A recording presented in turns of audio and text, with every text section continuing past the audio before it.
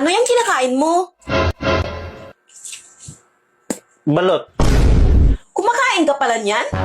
Oo naman. Ang sarap nga ng lasa eh. Malinamnam nga eh.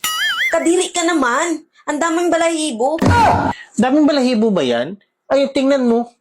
Ay, oo nga. Ang daming balahibo. Alam mo, yan yung nagdadala ng lasa talaga. Yung balahibo.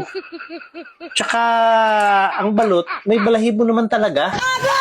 Dapat inalis mo muna yung balahibo bago mo kinain.